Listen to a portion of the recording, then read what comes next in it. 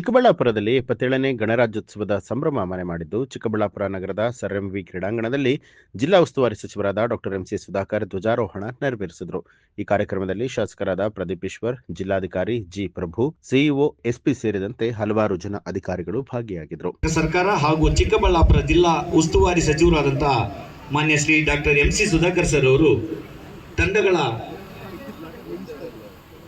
ಪರಿವೀಕ್ಷಣೆಗಾಗಿ ತೆರಳುತ್ತಿದ್ದಾರೆ. ಈ ದಿನ ಬಾಲಕಿಯರ ಪ್ರೌಢಶಾಲೆಯ ಸಂಗೀತ ಶಿಕ್ಷಕರಾದ ಶ್ರೀ ಮಹಾಲಿಂಗಯ್ಯ ಮಠದ್ ಮತ್ತು ವಿದ್ಯಾರ್ಥಿನಿಯರು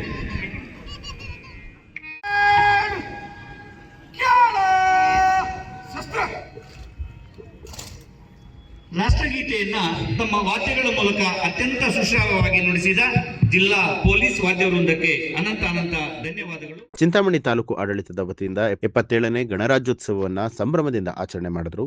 ನಗರದ ಝಾನ್ಸಿ ರಾಣಿ ಲಕ್ಷ್ಮೀಬಾಯಿ ಕ್ರೀಡಾಂಗಣದಲ್ಲಿ ತಹಸೀಲ್ದಾರ್ ಸುದರ್ಶನ್ ಯಾದವ್ ಧ್ವಜಾರೋಹಣವನ್ನು ನೆರವೇರಿಸಿದರು. ಈ ವೇಳೆ ನಗರದ ಶಾಲಾ ಮಕ್ಕಳು ಪಥಸಂಚಲನವನ್ನು ನಡೆಸಿದ್ದು, ಈ ವೇಳೆ ಶಾಲಾ ಮಕ್ಕಳು ಸ್ವತಂತ್ರ ಹೋರಾಟಗಾರರ ವೇಷಭೂಷಣವನ್ನು ಧರಿಸಿದರು. ಅಶ್ವಮೇಧ ಪಥಸಂಚಲನ ಎಲ್ಲರ ಗಮನ ಸೆಳೆಯಿತು.